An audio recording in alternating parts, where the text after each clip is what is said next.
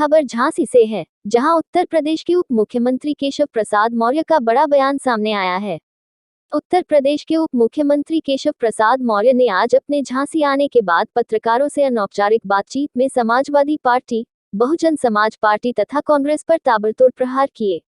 उन्होंने कहा कि आने वाले 2024 में होने वाले लोकसभा चुनाव में एक बार फिर केंद्र में नरेंद्र मोदी के नेतृत्व में भारतीय जनता पार्टी की सरकार बनेगी और इस बार 2019 से भी ज्यादा 400 से पार सांसद भाजपा के चुनकर संसद में पहुंचेंगे।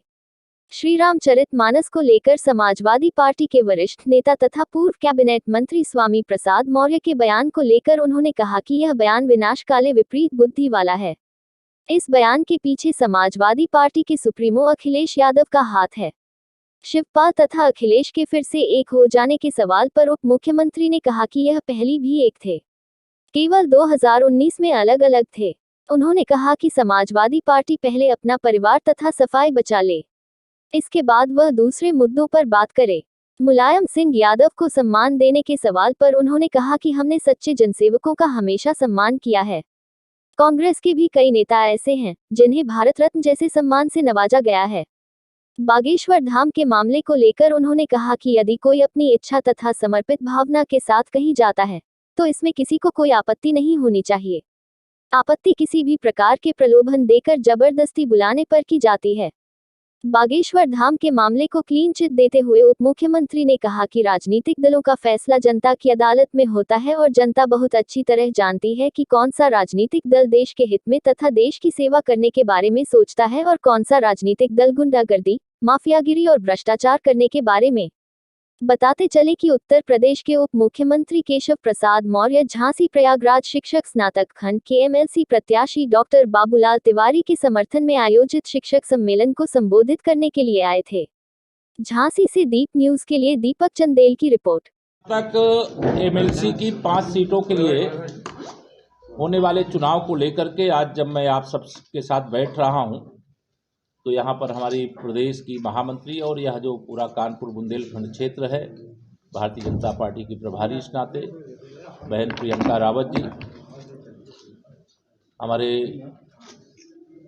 जो पिछली बार शिक्षक एमएलसी चुनाव में अब चुनाव लड़े थे और बहुत थोड़े अंतर से चुनाव में विजय प्राप्त करने से वंचित रह गए थे, ऐसे अशोक राठौर जी जो आज भारतीय जनता पार्टी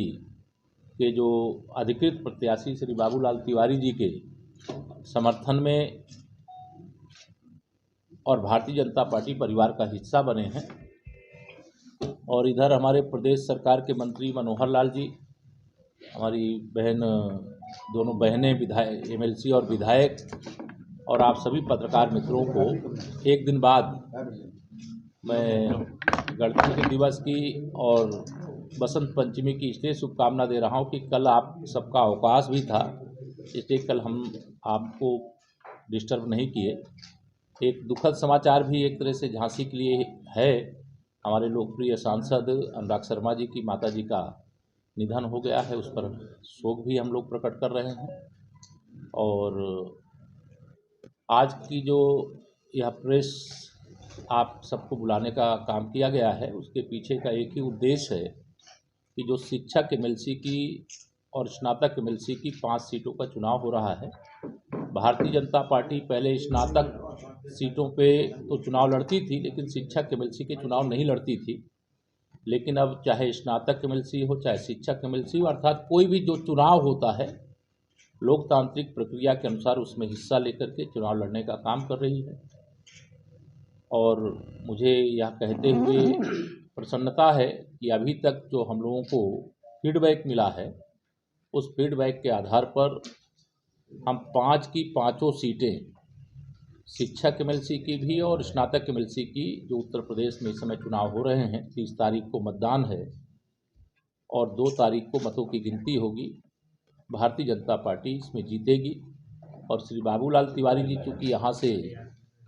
भारतीय जनता पार्टी के प्रत्याशी के रूप में चुनाव लड़ रहे हैं, इसलिए हमारी पार्टी में व्यक्ति से बड़ा दल होता है और दल से बड़ा देश होता है। इसलिए पहले जो चुनाव लड़ते थे या जो चुनाव जीतते थे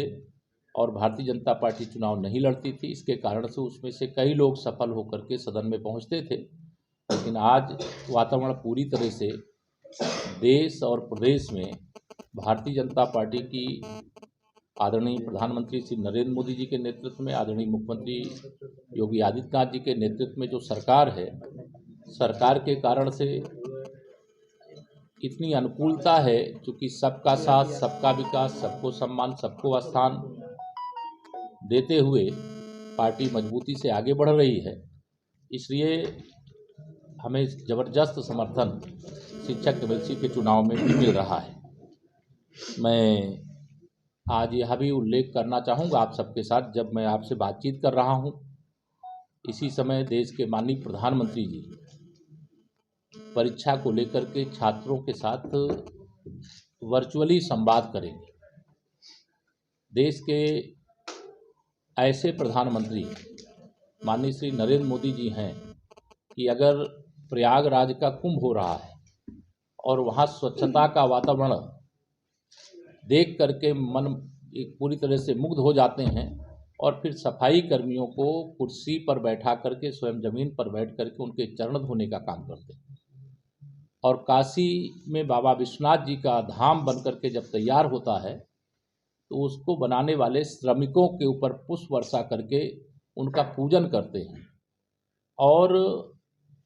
दिल्ली में जिसे राजपथ कहा जाता था अंग्रेजों के शासनकाल में,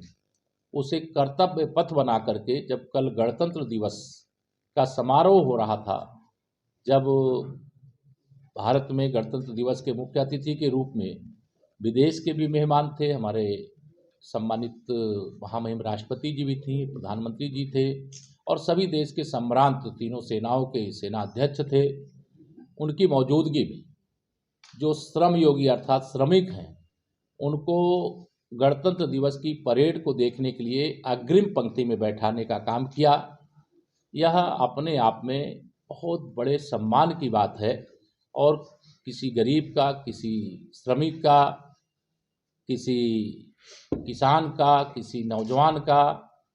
किसी हमारे भारत के भविष्य का, सबका ध्यान रखने का जो काम करते हैं, उसका भी मैंने इसलिए उल्लेख किया है क्योंकि कल ही यह कार्यक्रम हुआ है, कल आपसे वार्ता नहीं हो पाई थी, इसलिए आज मैं इस बात को आप सबके सामने रख रहा हूँ।